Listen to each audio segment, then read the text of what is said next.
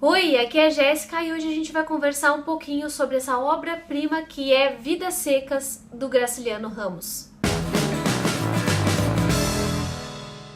Que livro impecável é esse da nossa literatura brasileira, minha gente. Eu tô até agora embasbacada. Eu já conhecia naturalmente a história de Vidas Secas porque não tem como passar pela escola sem saber um pouco sobre isso e também não tem como passar pelo curso de letras sem alguém comentar alguma coisa sobre esse livro. Mas daí a se debruçar sobre a obra é um pouco diferente. Passar por essa experiência de leitura, eu acredito que seja algo bastante transformador. Nesse caso aqui é uma coisa muito concreta. Bom, do que trata Vidas Secas caso alguém tenha chegado agora na Terra e não conheça nada dessa obra? Aqui, Graciliano Ramos vai tratar da vida no sertão e de como essa vida no sertão do Brasil é quase impossível de ser vivida, tanto que faz com que as pessoas do sertão busquem refúgio em outros lugares. E daí tem toda a questão do êxodo rural, a questão de sair do meio do mato para ir para o litoral, onde tinha mais condições de vida e assim por diante. Então a gente vai ter basicamente esse tipo de retrato do nosso país, que é muito específico do nosso país, mas eu acho que dá para dizer que a gente tem um retrato da desigualdade no Brasil aqui. É inegável que o Graciliano Ramos tem um engajamento muito forte na sua escrita, um engajamento político, e ele faz questão de trazer à tona essas coisas que são tão peculiares do brasileiro, porque elas realmente precisam ser comentadas. A gente precisa falar sobre a discrepância que existe entre as classes sociais aqui no Brasil. E o mais triste de tudo é ver que, apesar desse livro ter sido escrito no início do século passado, do século 20, foi escrito na década de 20, se eu não estou enganada, passaram-se quase 100 anos e essa desigualdade ainda permanece. Então, se já era necessário falar sobre isso naquela época, sobre a desigualdade em termos de dinheiro, de tratamento, de estudo, de conhecimento, enfim, imaginem agora, né? Apesar de ter havido várias modificações no sistema educacional brasileiro, no sistema de distribuição de renda aqui, a gente sabe dos problemas que ainda existem. Por isso, Vidas Secas é uma obra super atual. Então a gente vai acompanhar aqui a vida do personagem Fabiano, que é um vaqueiro. Ele vive no interior do sertão, trabalhando em fazendas, fazendo trabalhos periódicos, mas ele tem família, né? Então ele é casado com assim a Vitória, ele tem 2 filhos e ele tem também uma cachorrinha chamada Baleia, que é uma das personagens mais famosas da literatura brasileira. E gente, que personagem maravilhoso. A ideia dele foi brilhante ao trazer à tona essa cachorrinha que participa da história, que pensa, que age, que julga os humanos que estão à volta dela. Ela é sensacional, uma das melhores personagens que eu já conheci na literatura. Então a gente acompanha a vida dessa família que vive desses pequenos trabalhos do Fabiano e que passa por condições muito duras de subsistência. Não digo nem que é vida, porque é subsistência, tá? Eles moram na casa do patrão, mas é aquela casa sem conforto nenhum. É aquela casa feita de barro, que tem frestas em toda a parede, que é mal coberta, que entra chuva, que entra tudo. Dorme em cama sem nenhum colchão, sem nenhum conforto, comem muito precariamente, vivem da caça que eles fazem na própria fazenda. Então é uma realidade muito dura, mas que a gente sabe que existe, né? Pode não estar na nossa casa, porque felizmente somos privilegiados socialmente, mas acontece com muitos brasileiros ainda hoje. Então a gente vê essa dureza, a gente vê o Fabiano tentando melhorar de vida, ele percebe que as pessoas à volta dele enganam ele, pagando menos, roubando, fazendo qualquer coisa para explorar, mas ele não consegue se defender. E aí entra uma questão muito interessante do livro, que é a questão do letramento, né? Ele não tem a capacidade de ler nem de escrever, então as pessoas passam ele para trás por causa disso. Ele não sabe fazer contas, ele não sabe se virar, ele não tem esse tipo de conhecimento que poderia fazer com que ele tivesse mais poder um pouco, pelo menos para negociar, pelo menos para se defender das coisas que acontecem com ele, mas ele não tem. Ele é quase um bicho, ele mesmo se intitula bicho. É bem tocante isso, perceber o quanto a gente perde quando a gente não tem acesso às letras, a gente não consegue opinar. É quase como se a gente não fosse humano quando não sabe ler, não sabe escrever, não sabe se comunicar direito, não consegue entender o que os outros estão falando pra gente, né? Assim, a Vitória, por sua vez, sabe fazer contas, então ela tem um pouquinho mais de instrução nesse sentido, mas ela também é uma personagem muito humilde. Ela tem ideias e planos muito grandiosos, ela quer ter uma cama confortável, ela quer sair dali, ela quer ver os os meninos crescerem e não serem vaqueiros como o pai. Então ela tem um pouco mais dessa coisa letrada, sabe? Dessa coisa de procurar novas oportunidades e traçar novos rumos para a vida. Os meninos não entendem muito bem o que tá acontecendo e eles passam brincando, que é coisa que criança faz. Então, um dos maiores deslumbramentos deles é quando eles vão numa festa de Natal na cidade e eles veem outras construções, que são as casas, que são os armazéns e igrejas e não sei o que mais. Então eles ficam deslumbrados porque eles não conhecem nem os nomes daquilo, eles não sabem como se chama aquilo. Enfim, a Baleia é uma personagem que participa de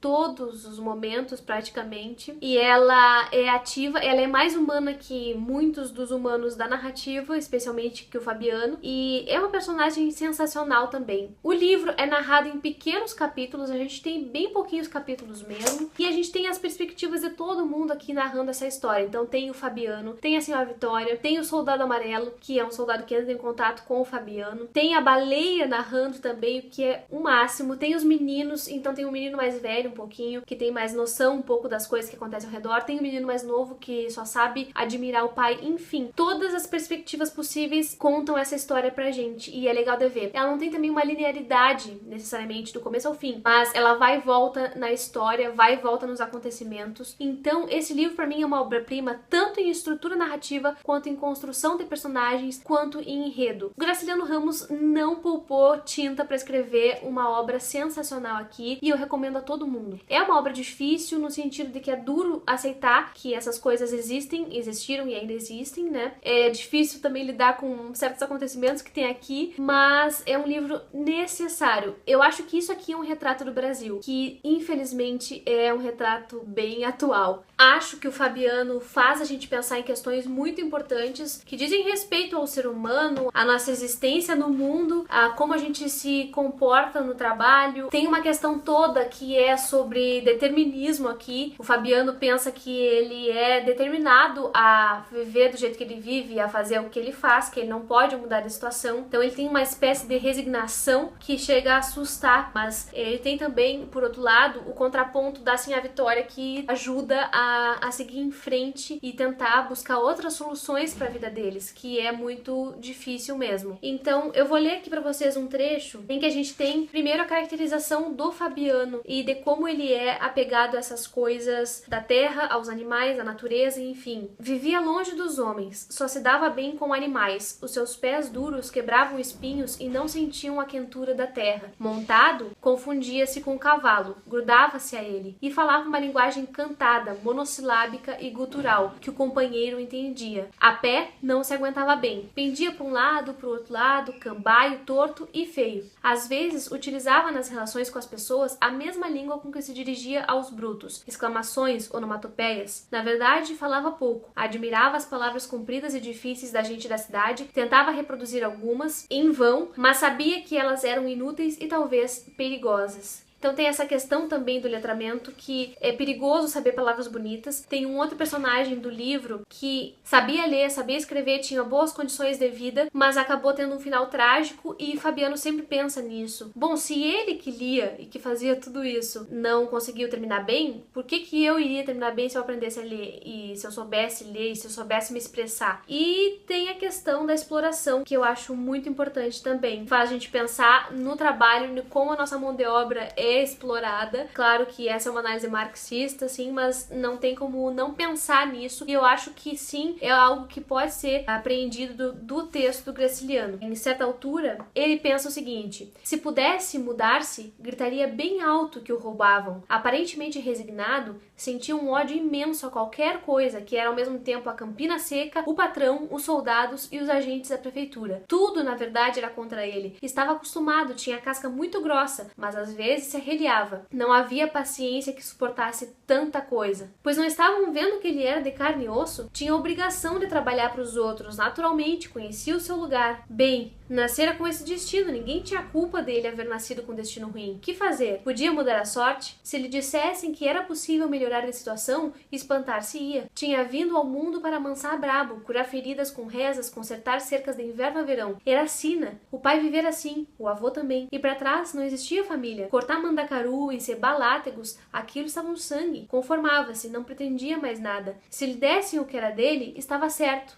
Não davam. Era um desgraçado, era como um cachorro, só recebia ossos. Por que seria que os homens ricos ainda lhe tomavam uma parte dos ossos? Fazia até nojo pessoas importantes se ocuparem com semelhantes porcarias. E assim Graciliano vai, dando vários socos no estômago da gente. E, enfim, é uma obra regionalista que apresenta uma linguagem bastante rural, mas eu acabei não estranhando porque se assemelha muito com a literatura regionalista do Rio Grande do Sul. Então, apesar de ter esses termos que são muito peculiares ao trabalho que existe no campo, especialmente ao trabalho do vaqueiro, isso não me atrapalhou porque me lembrou muito os contos gauchescos, por exemplo, e toda a literatura do Rio Grande do Sul que tem por essa temática o regional. Mas isso não é o determinante da obra, dá pra ler muito bem sem pensar nessas questões, dá pra entender o contexto, não tem nada aqui que dificulte a leitura por ser regional, tá? Foi só uma observação que eu fiz da semelhança dessa literatura com a literatura daqui do sul do Rio Grande do Sul. Enfim, livraço, obra-prima, um dos melhores livros que eu já li na vida, com certeza é um divisor de águas. Esse livro eu vou levar pra sempre comigo, na forma como eu penso as coisas, na forma como eu penso o mundo e como eu penso que deveria ser. Então eu recomendo fortemente a leitura e eu espero que todo mundo entre em contato com essa obra um dia, porque vale muito a pena. É isso, espero que vocês tenham gostado do vídeo, dessa resenha acalorada. Me conta aqui embaixo se já leu Vidas Secas e se é tão fã assim quanto eu. Caso queira adquirir esse livro, eu vou deixar um link aqui embaixo, vocês podem entrar por esse link e comprar esse exemplar. Assim eu ganho uma pequena comissão e vocês não gastam nada mais por isso. Então, caso tenham interesse, confiram o link aqui embaixo. Se tá chegando agora no canal, seja muito bem-vindo. Muito obrigada pela companhia até o final desse vídeo e a gente se vê no próximo.